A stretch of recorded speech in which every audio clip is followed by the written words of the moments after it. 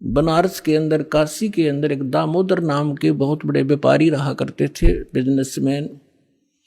उनका अपना एक पोत था, समुद्री जहाज था, और उसके साथ वो व्यापार करने के लिए समुद्र मार्ग से दूसरी स्टेटों में जाया करते थे।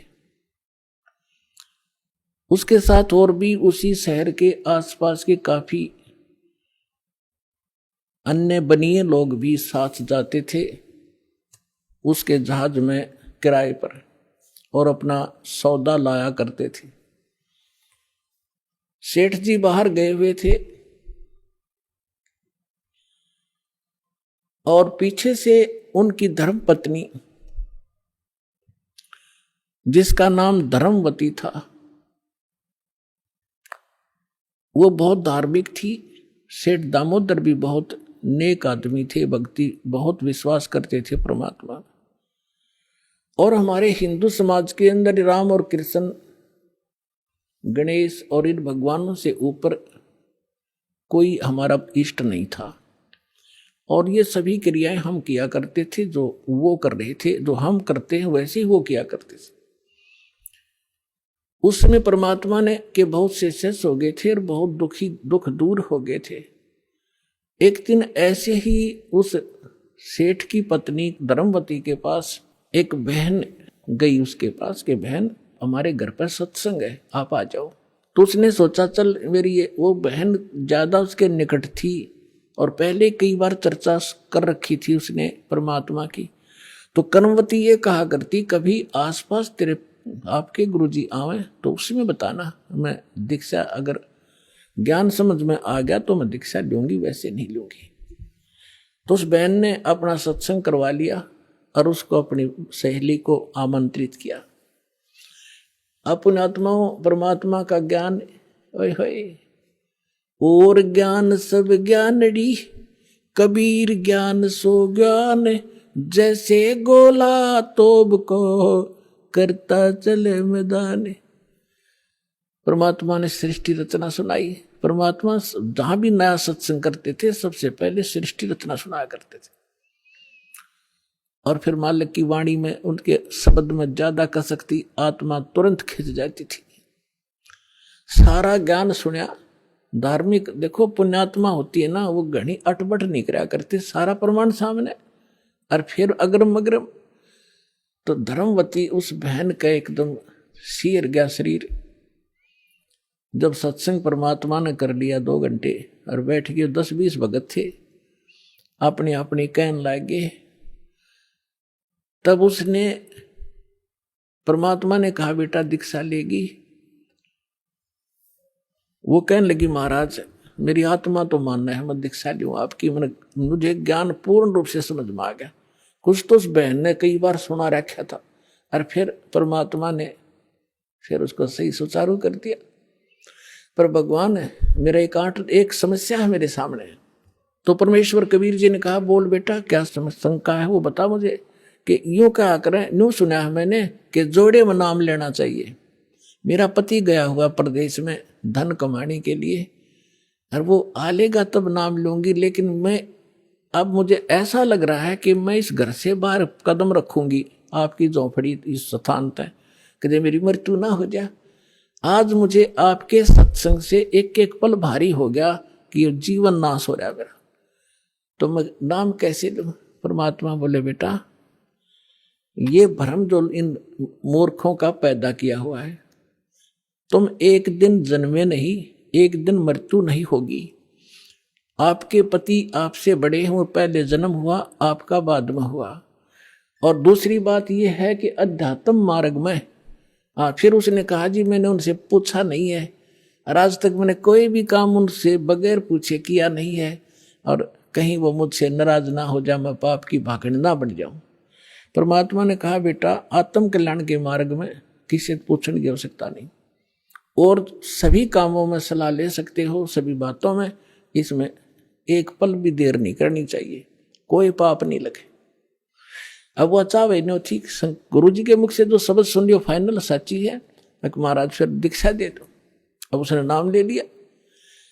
अब रोज ये मंत्र आप देख रहे हो, ये मंत्र दिया करते दाता सबसे पहले, केवल बीच बीच के 5। अब हम हिंदू इनके ऊपर आरूढ़ थे ही, लेकिन वो मंत्र गलत जाप करे थे। ये मूल मंत्र है इनके।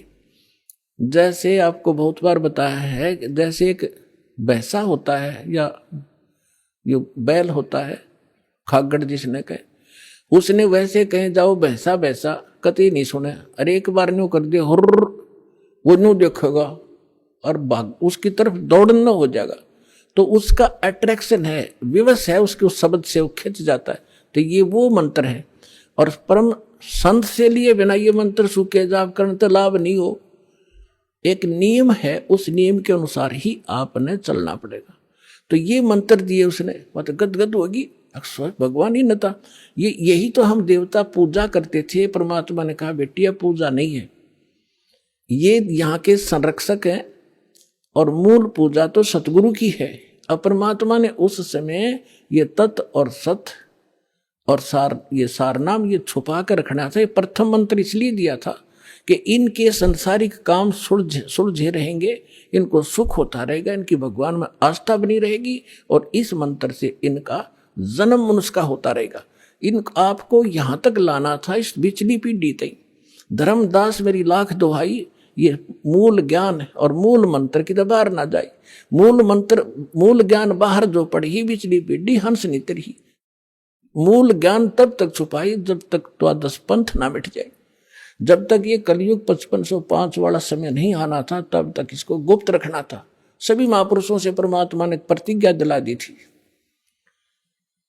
तो इस मंत्र को पाकवा तो गदगद होगी, खूब डट कर भजन करे, आत्मा बिल्कुल खुश होगी। जो भूत प्रेत की बाधाएं थी थोड़ी बहुत सबके घर में बढ़ रहेंगे, वो भाग भूगे, उड़गी सी काया होगी। अब क्या हुआ, सेठ जी आए 1 महीने के बाद में।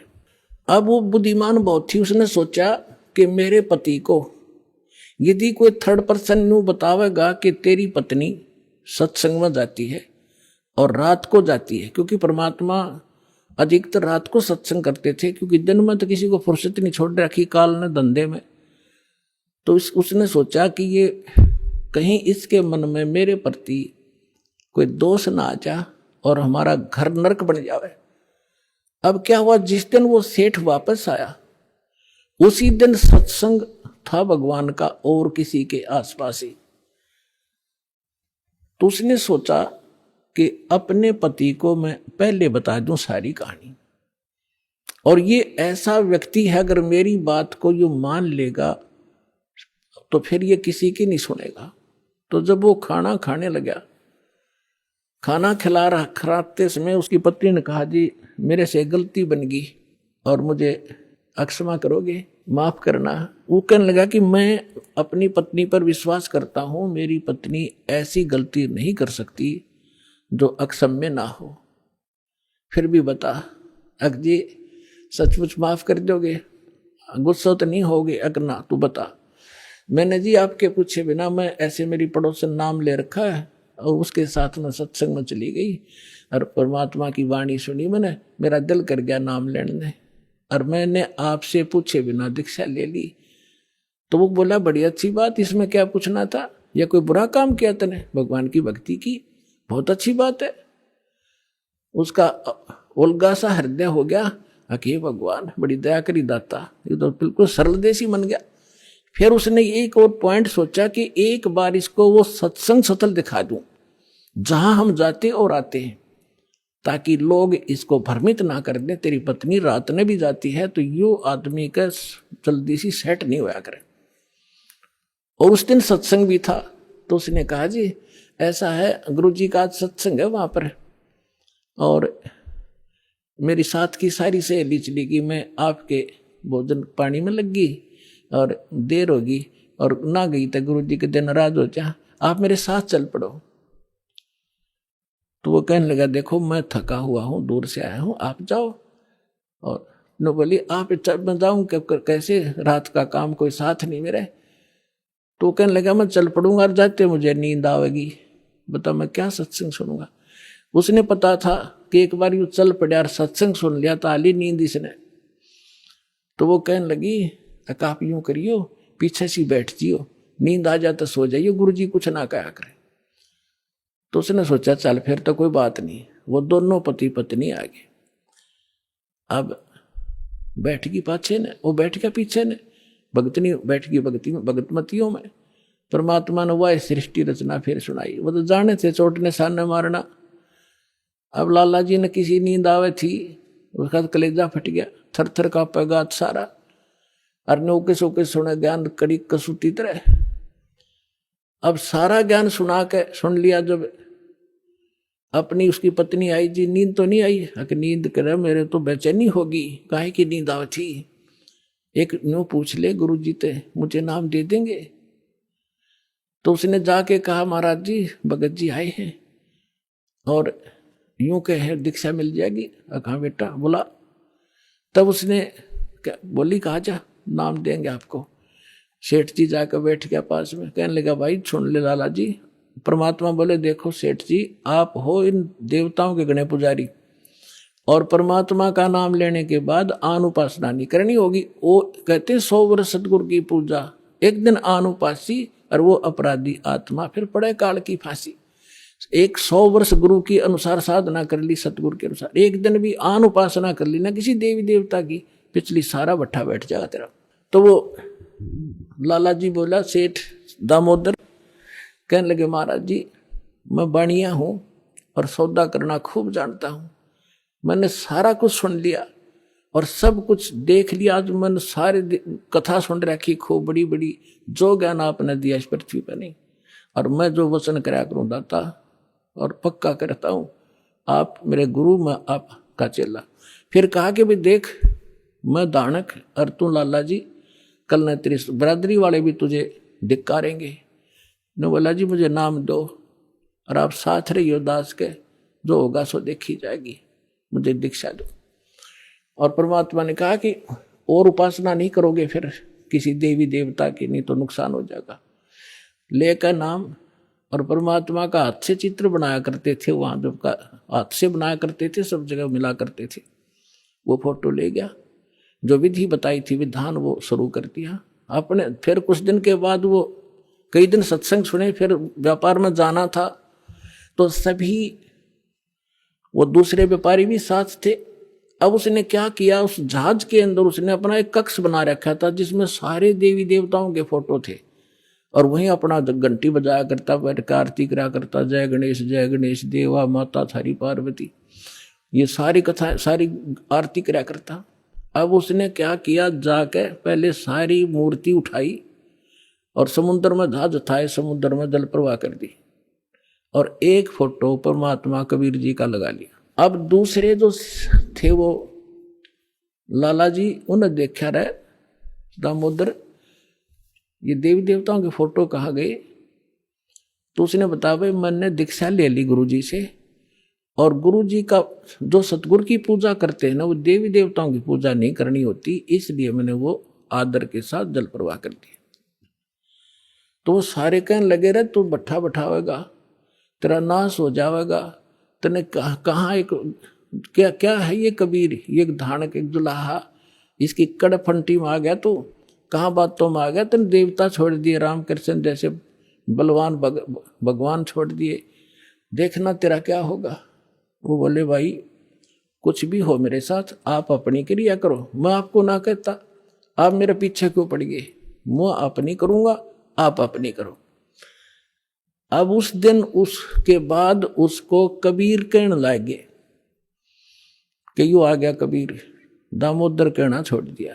ने बोला भाई कुछ भी कहो, थारी भी जी पवित्र है, भगवान का नाम लेने थे, ठीक है मुझे मालूम है तुम किस विषय से कह रहे हो, कोई बात। अब वो चले गए और सब अपना माल लाद के बच्चों समेत जा रहे थे कुछ तो, क्योंकि 3-4 महीने वापस आया करते थे। जब वापस आ रहे थे पूरा माल लाद के, और बीच में जब आ लिए समुद्र के, एक भयंकर साइक्लोन उठा, तूफान, समुद्री तूफान 30-40 फुट ऊंचा होकर, और इतनी 200 किलोमीटर प्रति घंटा की स्पीड से चला करता, जहाज का तब निशान भी ना पाओ उस वक्त पड़ा है। और देख लिया उन नबी, क्योंकि छोटे मोटे तूफान कई बार ऐसे होते थे, उनको पता था ऐसी सती थी बहुत भयंकर होती है। दिन का समय था, उन्होंने देखा तूफान उठ गया भाई। शाम का समय था, बिल्कुल सूर्यास्त होने वाला था। अब इतना भयंकर तूफान उठा, उन्होंने देखा कि वो तो भाई हो गया, काम बिगड़ गया। और तो थोड़ी बहुत तूफान दूर था, समुद्र में हलचल पहले शुरू होगी और जहाज डगमग करने लगा जो बुरी तरह। अब सारे अपने अपने देवता ने याद करें, कोई राम ने, कोई कृष्ण ने, जो भी जिसका इष्ट था। और दामोदर शांत बैठे। अब सब घबरा रहे थे, घिघी बंदगी, बच्चे मरे, सारी संपत्ति का नाश हुआ था। तो वो कहने लगे, दामोदर आप क्यों नहीं अर्ज करते अपने गुरुजी से कि मैं क्या करूंगा, मेरा गुरुजी तो गरीब सा व्यक्ति है, मेरे भगवान, और आपके इसे ताकतवर भगवान जी ने पहाड़ तक ठा दिए, आप बच्चों की मैं बच जाऊंगा, आप कर लो अपनी अर्ज। जब उन्होंने देखा कोई जतन काम नहीं कर रहा, उनमें एक वृद्ध लाला जी था। नो क्या कर भाई, क्या अगर सतगुरु का भगत तगड़ा हो से आप एक वे अर्ज कर दो। नो बोला तुम बैठ जाओ, कदे बीच में फिर नो को महाराज ने सुन ली थी, अग बैठा को नहीं जाता, तो कर लिया रजम बंद हो जाते। तब परमात्मा खड़ा होकर दामोदर ने कहा था, हे परमात्मा आपका ज्ञान समझ में आ गया और मैंने आपकी महिमा निकाल घड़ी गा रखी है, और दाता मुझ नीच के, ठीक है आप तो समर्थ हो, सक्षम हो, कुछ भी कर सकते हो, अगर आज कोई उकचुक होगी मुझ नीच के कारण होगी, मेरे में कोई त्रुटि होगी, मैं आपकी मर्यादा ठीक नहीं कर पाऊंगा। हे परमात्मा आपकी बेइज्जती का कारण ये दास बनेगा।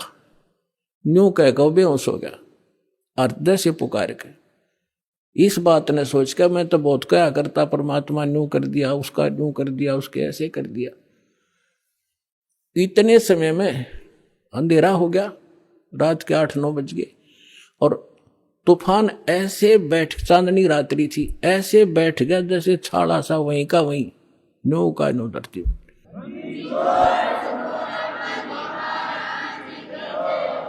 और समुद्र के जल में जरा सी भी हलचल नहीं।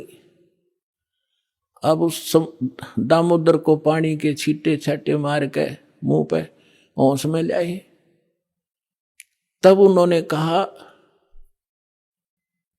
कि भाई दामोदर हमसे बड़ी घनी गलती हुई, हमने आपके गुरुदेव की बेइज्जती करी, हम कति नीच प्राणी हैं।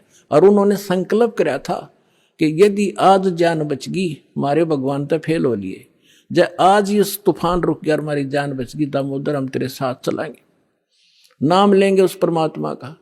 तब दामोदर को कंधे पे बैठा लिया उन लालाओं ने, हर ने बोले बोलो दामोदर की जय। ने बोला नहीं, जय बोलो जिसने यू काम कराया है, बोलो कबीर परमेश्वर जी की जय हो।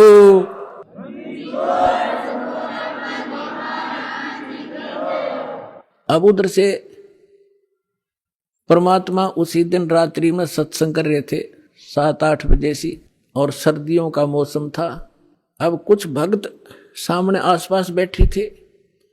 एकदम परमात्मा ने क्या किया, ऐसे मुंह पर कर नो हाथ फेर कर ऐसे झटका दिया, आसपास के बैठे भक्तां के छींटे लागे। उन्होंने सोचा भाई पसीने कैसे आगे सर्दी में, गुरुजी आपका पसीने आगे? तो प्रभु बोले ना भाई पसीने को नहीं आए। और क्या था, ये पानी कहाँ से आ गया? कि मेरे भगत का जहाज डूबा था, दामोदर सेठ नहीं था, भी नाम लेकर गया था, हाँ जी, उसका जहाज डूबा था भाई, अब वो उसने बचा कर आया हूं।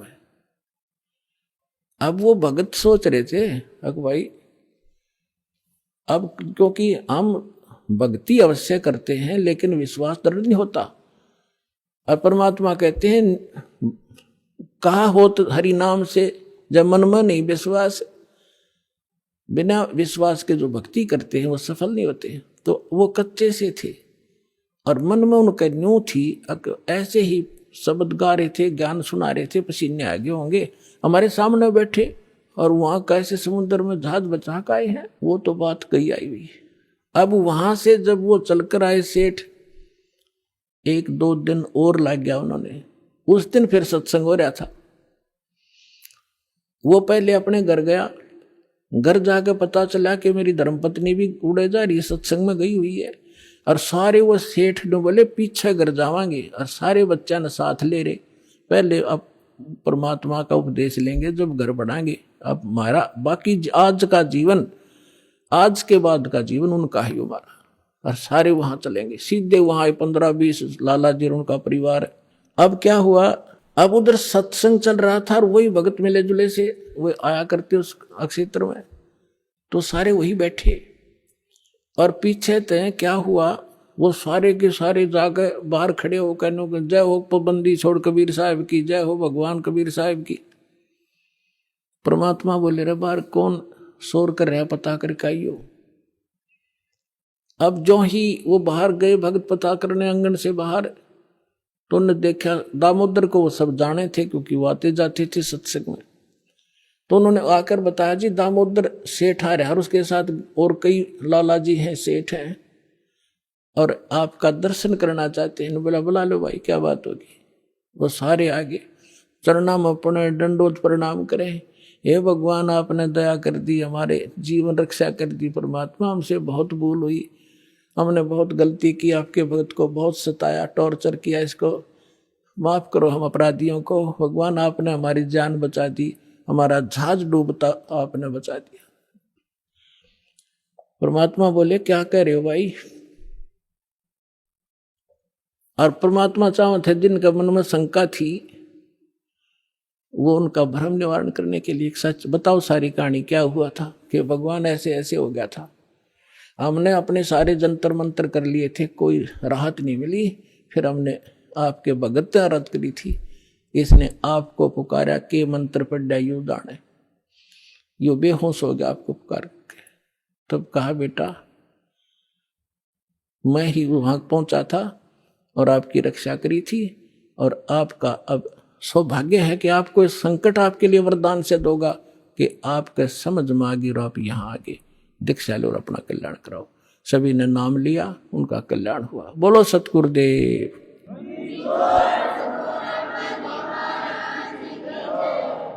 दामोदर सेठ के हुए थे अकाज, अर्ज करी डूबता देखे जहाज। दामोदर सेठ के हुए थे अकाज, अर्ज करी डूबता देखे जहाज। लाज मेरी रखियो गरीब नवाज, समुद्र से पार लंघाने वाले। लाज मेरी रखियो गरीब नवाज, समुद्र से पार लंघाने वाले। धन धन सतगुरु सत कबीर भक्त की, पेड़ मिटाने वाले सत साहिब। भाई जो गुरु बचन पे डट गे रकट गे फंद 84 के, कट गे फंद 84 के, रकट गे फंद 84 के। भाई जो